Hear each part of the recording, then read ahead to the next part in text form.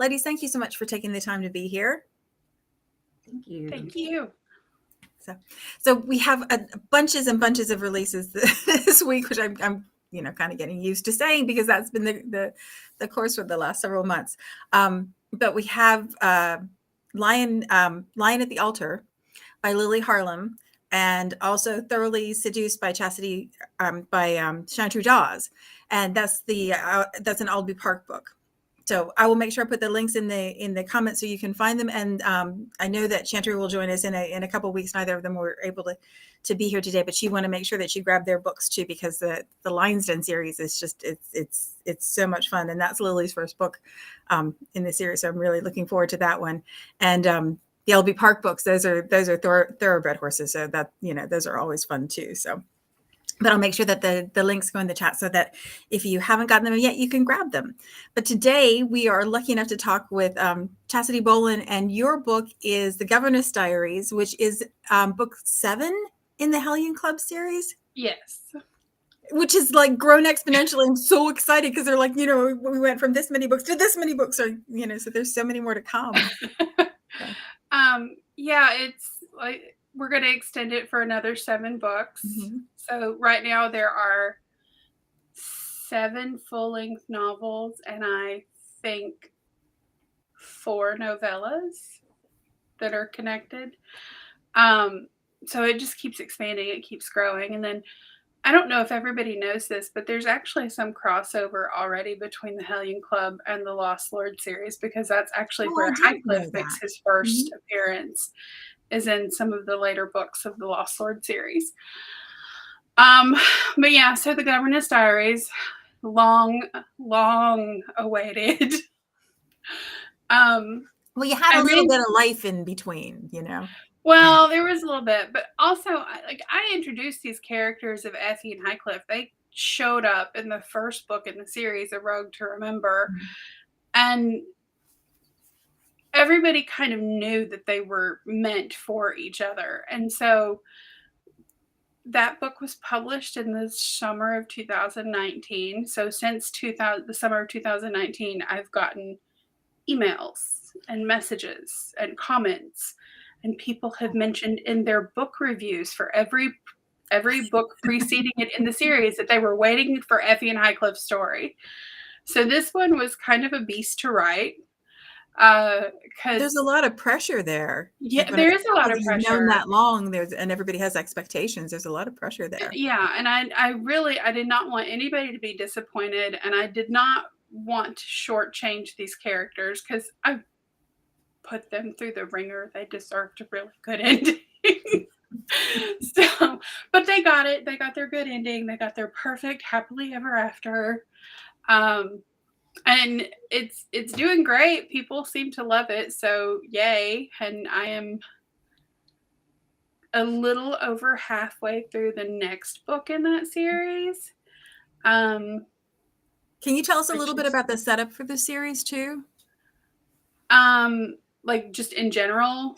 Yeah, because when I first started working for Dragonblade, Rogue to Remember was one of the first books that I got to put on the Amazon store, and I loved the idea of these daughters.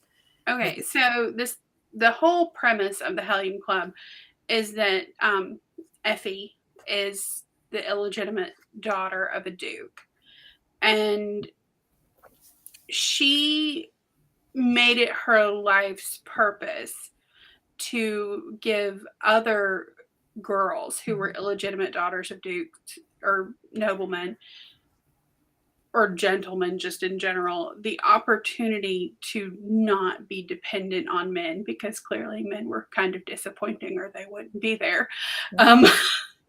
So she creates a school where she trains these young ladies to be governesses, to be companions, so that they have the option to be legitimately and respectably employed in their life instead of winding up as someone's wife or someone's mistress. And yeah, it's just basically they're very early feminists, but we won't talk about that. I love that setup. I love the idea that they had some autonomy, they had some ownership of their own lives. Yes. it is very much about taking this historical setting where women's choices were incredibly limited and sort of playing with ideas of how they could work around that. And really and truly, illegitimate daughters legally had a better position than legitimate daughters because no one owned them. They were no one's property. You know, couldn't be married off or any of the other pieces. So I don't know.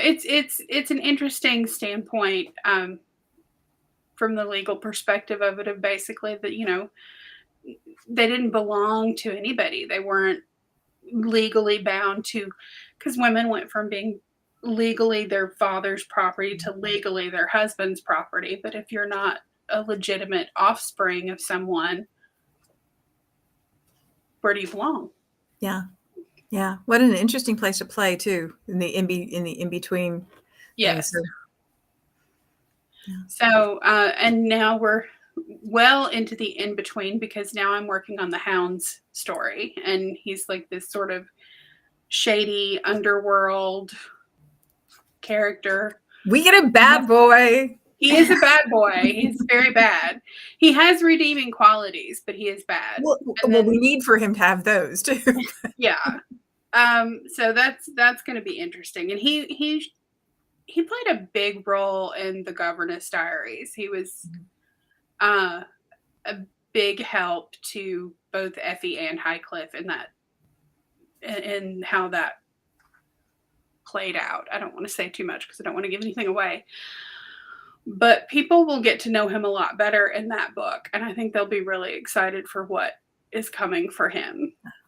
I love long running series, and I love a series where you can get attached to the characters, and then you can like anticipate and you know, because it's like waiting for Christmas, you know, so you get all the buildup of who's coming next, Yeah. and it's like I want that for that, you know, like I want to see them get happily ever afters too, you know. It's like I love. Well, and as this continues, we're bringing in the children that showed up in the earlier books of the series. Oh wow! And we're moving forward a little in time into the Victorian era, and they will be getting their books. They will be getting their happy endings. So you'll get to see all the other couples later in life when they're more settled into those relationships. So that will be interesting to write.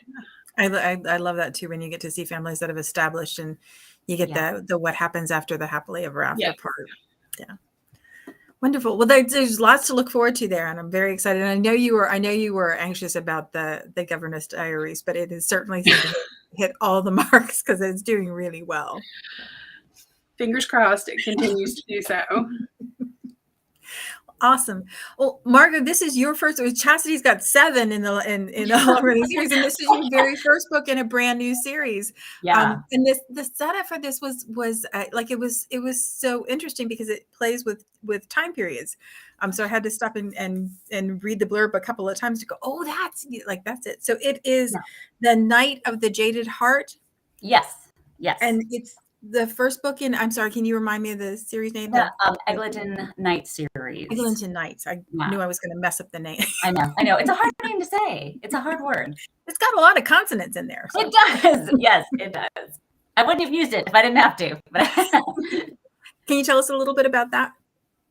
Yes. About the story or the series? Yes, about the book. Yeah, about the book first. So yes, it's the first book in the series, and it's Victorian era. And it's the first time I've ever written for the Victorian era. So that was interesting. It was really cool. Learned a lot. And it's kind of taking place around this really significant event that happened at the very beginning of Queen Victoria's reign. And that is England hosted its first medieval tournament. Its first medieval sort of like Victorian Renaissance Fair? That's how we would look at it today. It's like a big Renaissance fair, although it's it wasn't as scripted. So it's they were jousting, but they blended the spikes, and so it wasn't they weren't trying to kill anybody, but it was seriously knights going at each other. And it was the first one that they'd ever done in the country. They've sort of did it on the continent a little bit, but it was So I kind of used that as the background for the series because I just thought it was so interesting. Because up until then, I've only written one series before, and it was medieval. And so when I was thinking of ideas, I'm like, well, I don't want to leave medieval yet, but and then when you're just doing research and you just read one line about something, and that just like wow, that was that's the best feeling. It is, and it is, one line in an entire book, and you're like, oh wait, I can work with that, that work, so that's kind of where it came from. And so my heroine is, sort of like that new moneyed middle class coming up that way. And of course my hero is a poor lord. And I'm kind of playing with that idea and just the ideas of, chivalry and what that meant in the middle of the 19th century. And it turned out really cute. I'm really happy with it. What an interesting idea to think about what chivalry would have meant to people in a Victorian period with a historical perspective too. Like that's just an interesting way to consider things. It's just a different dynamic of what is chivalry in the 11th century versus the 19th. It's and some of it's the same, but some of it's drastically different. It's because it's from the women's perspective, really, and women are just changing so much in the Victorian era. I mean, so much is very staid and corseted and tight, but there's also this like burgeoning ideas of just what it means to be a human and a female, and it was just really cool to play with those sort of that vast domain, I guess. Yeah. So now I want to know. Well, actually, let's talk a little bit about the series, but then I want to know about the research stuff. So so who are the Eglinton Knights? So okay, Lord Eglinton is a true real dude, real guy. He was an earl, and he is the brainchild of the whole event. So he had everybody just come up from England and Scotland and at his estate, and for 3 days he was going to host this medieval tournament where there'd be a melee and a joust and a huge banquet, and it was like fun. For an entire year, these guys, these aristocrats, these knights, like paid tons and tons of money to get real armor, 16th century, like no expense was, too much. And a lot of guys went broke doing it, and actually Lord Eglinton, like, I think like his granddaughter was quoted as saying like, oh yeah, he mortgaged the entire family farm on this. Like, we were broke after this, So it was like this huge monumental, and like the whole country just rallied behind it. And it's just really cool because he wasn't expecting it to be so big. And it turned out like 100,000 people showed up in this tiny little Scottish, city, and there are no hotels. There's nothing like that. And like people are sleeping in barns. So it was just this really, it was just like this kind of crazy 3 days, and nothing went right. Like nothing went right. It was down to the rain, and the mud. Horrible, like nothing went right. So I'm reading this and I'm like, how could you not? Like, it's just the history. Sometimes history is just better than fiction. It's just so good. So I just tried to stay as close as I could to the crazy and tried to form a story around it. And it was. So all of my books will sort of hit on the tournament a little bit, play with those ideas, and then kind of go off in their own directions. So awesome. I love the idea that there being an event, a structure in place that you can build the stories around. Like that's just, and I had never heard of it before. So when I get to read, then I get to I get to learn things that I wouldn't have known otherwise, which I really, really love that part. So and it was like in direct response to, and I didn't know this, when the queen became queen and she had her coronation, apparently like they were trying to downsize and they were just trying to make it more modern. They didn't want to spend a lot of money on it. They were just trying to be frugal and modern to go along with like a modern England, which is what was happening in the 19th century. And the aristocrats were not having it. They were really upset. They were like, oh no, I had a position in the coronation. I was supposed to hold your glove, and that was really important to me, and something, they were just so mundane, like the most ridiculous things. And so you have this sort of swell of animosity that kind of, just turn the tables with some of these aristocrats. And they're like, well, no, we should take pride in the fact that we come from, like, that's our heritage, and those things that you think are archaic are not at all. That's what makes us British. And so it kind of like, it's like it was a part of like the entire like living, breathing system of England at that time. Mhm. So it touches on a lot of different things. Yeah. So like I can see the need for the pageantry kind of thing. Definitely. Definitely. I mean, because it's almost like, people who say, oh, things were so much better 50 years ago when I was a kid. It's that. It's your grandfather who doesn't like to go on the computer saying, oh, I wish our phone was like this still, and it's like that. It's, oh, steamships. Oh, when I was that age, we didn't have steam. It's that. It's just, it's so applicable. Mhm. It seems like far away, and it seems like it's so historic, but it's like, no, it's human. It's every day. I don't know. Yeah. And like that's, I think as romance readers, that's one of the things that we love the very most. I think that's why we love Happily Ever Afters, because that's one of those universal truths. Exactly. Like everybody wants to love and be loved. Everybody wants to see and be seen. Yeah. And catching those universal human moments in a construct that's something that's different than what we would normally know, I think is really appealing, and compelling. So, I mean, as history writers, I mean, as historical romance writers, I imagine that appeals to all of us. I mean, Chasity, I mean, I'm sure you would agree. It's just, I cut my teeth on historical romance novels when I was entirely too young to be reading them. So, me too. And I adamantly refuse to watch any movie that I know will make me cry. I just won't do it. I want my happy endings. And if you don't give me my happy endings, I'm probably not going to read your book or watch a movie. I'm looking at you, Nicholas Sparks. Yeah, that's not a romance novel. It's not a romance. You can call it a romance novel. It's not. But it's not. Yeah. It's someone lie. I'm not doing it. Not doing it. No City of Angels. Like, I'm with you the whole entire time, but come on, man. Did you not feel robbed? Oh, I was so mad. Robbed. I was so mad. I was so mad. And I can understand the appeal between like of wanting to explore that part, but that, one day, that's gratuitous. I was just so mad. So I don't know if you all did this in high school or not, but I read Danielle Steele when I was in high school. Yeah. Well, yeah. And why does anybody want to be that sad? Like, why do you want, what is the point? I cried for days over these books, and I'm like, I don't know.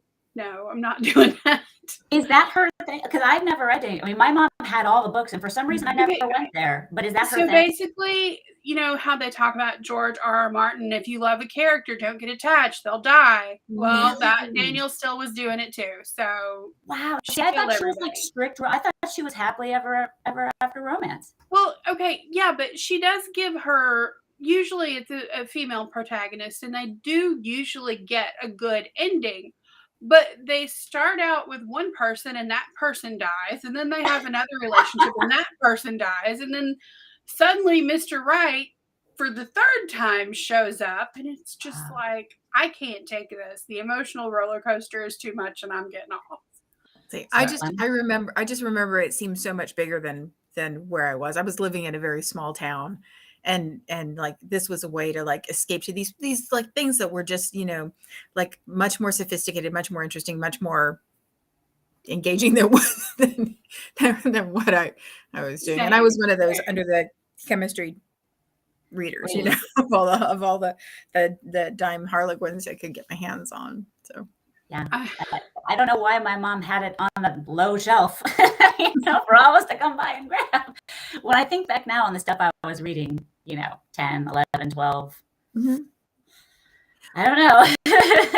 Like it didn't in my house. My dad traveled a lot, and so he'd get a book on the airplane on the way out and a book on the airplane on the way back. So I grew up reading Sidney Sheldon and Andrew Greeley and Harold Robbins and things I like things I probably should, but in my house, if you were going to sit and read it, you could read it. Like there was never. And I remember the first time I was at the beach, we were at the beach with family friends, and the other dad saw what I was reading. He was like, "You shouldn't be reading that." It's like, what is that? You shouldn't be reading that, because that was so out of, like, that just was not anything that was the case in my house. I figure if you're reading it, reading's good. Yeah. You just don't want that big picture of Fabio on the cover. I'm much more comfortable with Fabio than VC Andrews. Those were the traumatizing ones.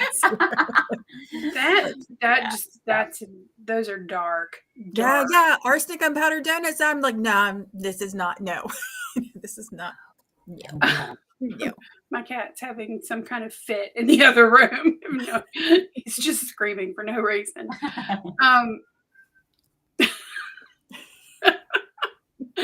But no, I read the VC Andrews books. I read all of that. But I remember the first really good romance novel that I ever read was by Jude Deveraux, and it was one of the Montgomery books. And that was it. I was done. But a friend of mine and I were talking about this not long ago.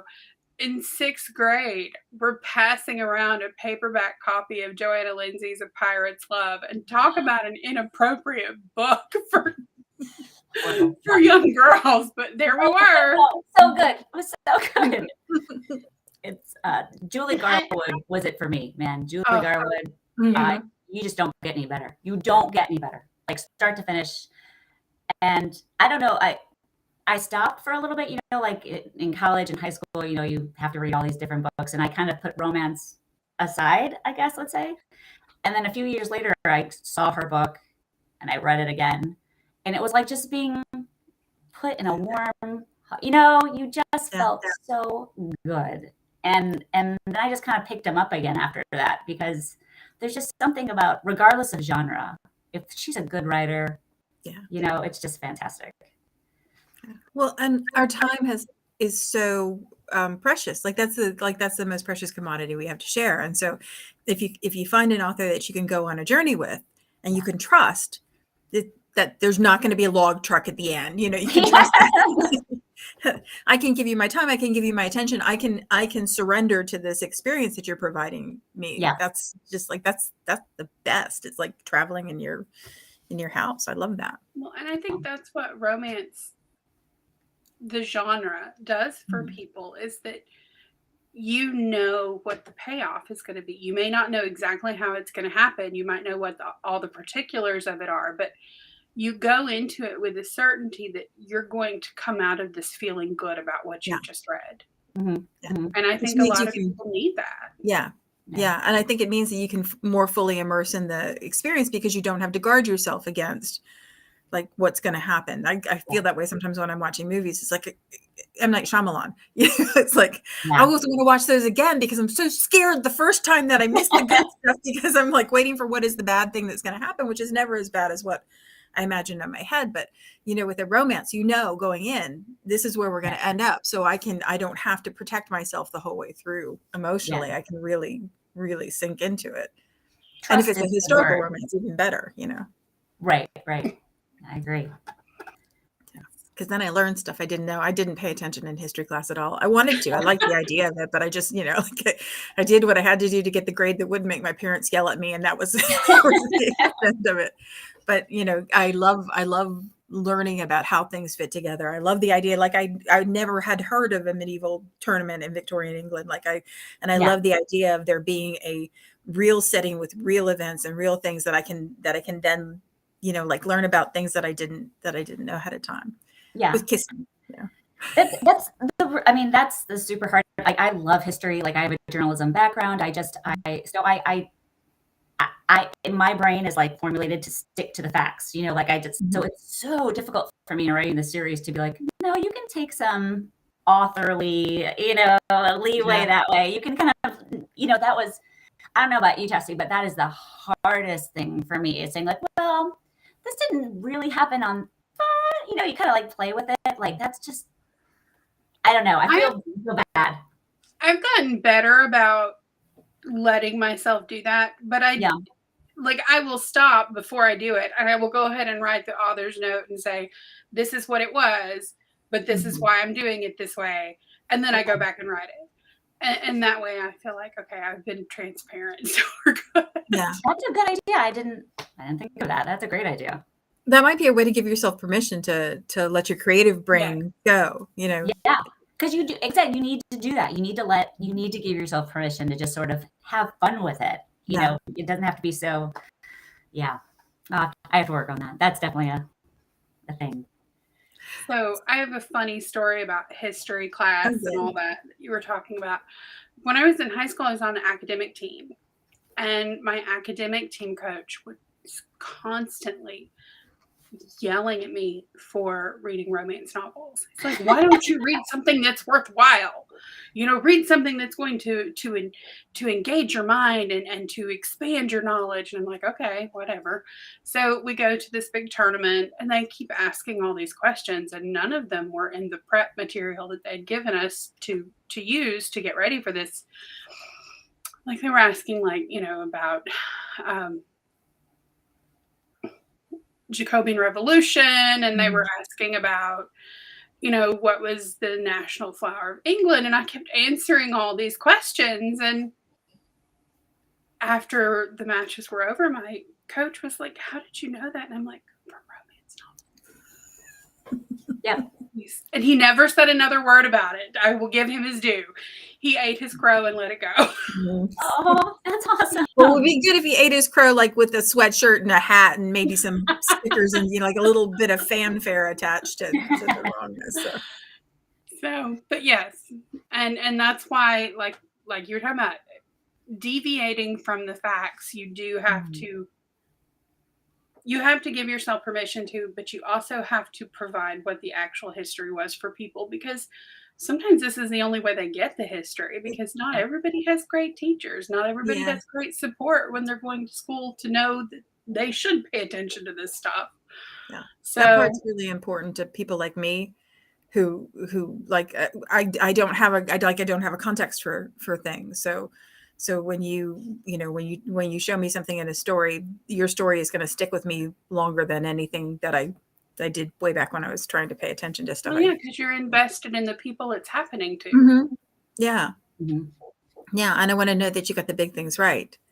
So what kind of, Margaux, we talked a little bit earlier about writing Victorian for the first time. What kind of research did you do going into this? How did you avoid spending like a year and a half just digging through stuff? Which because it's easy to do that, especially when you're interested. I just found a few books.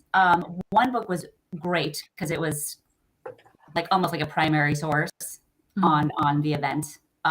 So that was awesome.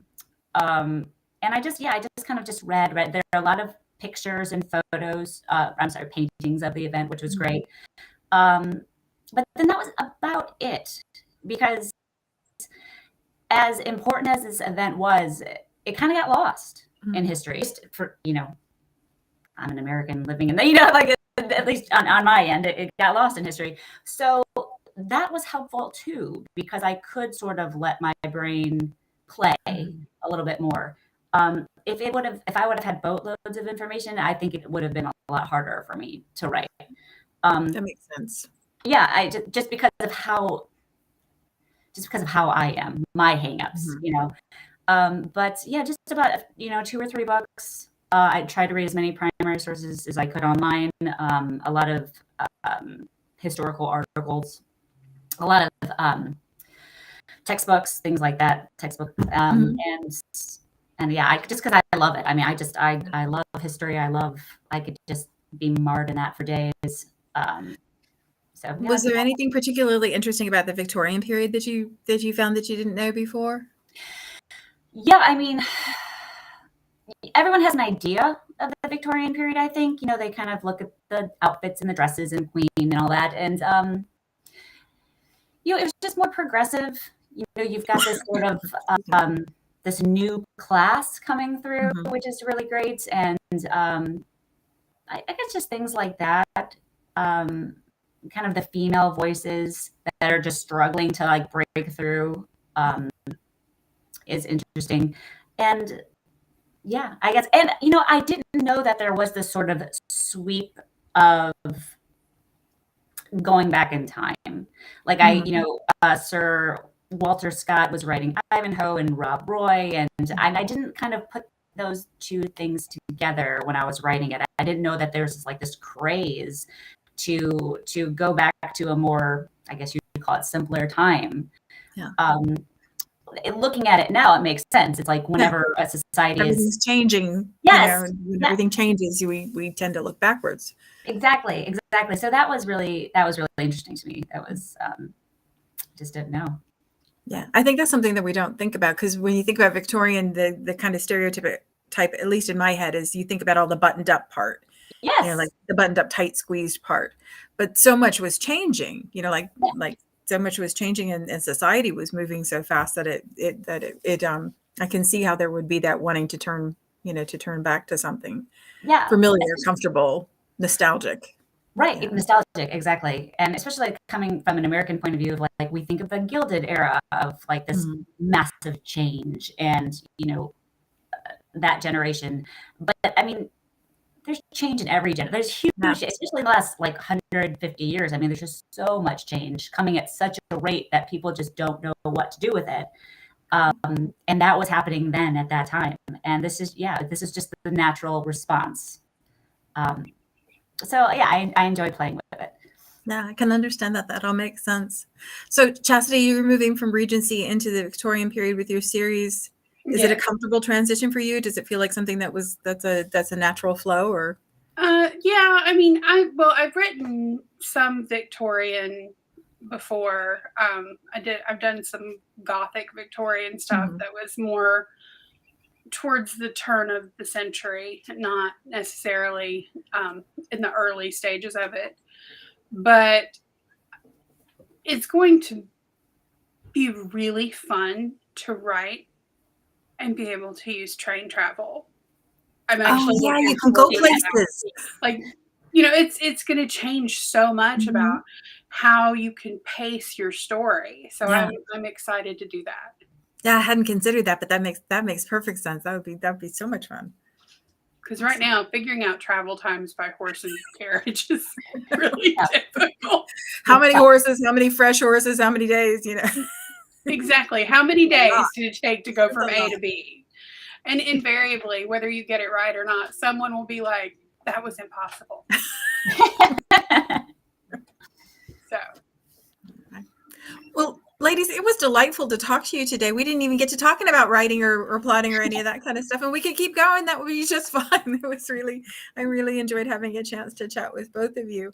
I'll make sure I put the links to all the books, all 4 books that came out this week in the chat. So if you haven't gotten them yet, you want to grab them. Dragonblade books, I'm going to say it again because, it's always true. Dragonblade books are their best deal on pre-order and release. So you want to grab them right away. If you don't, because you get busy, because we all get busy, you can read in Kindle Unlimited. So, which is how I'm reading almost everything myself right now. So, but ladies, it was a delight to talk to you. I really appreciate it. Yeah, thank you. And we'll see everybody back here next week, same time. Thanks.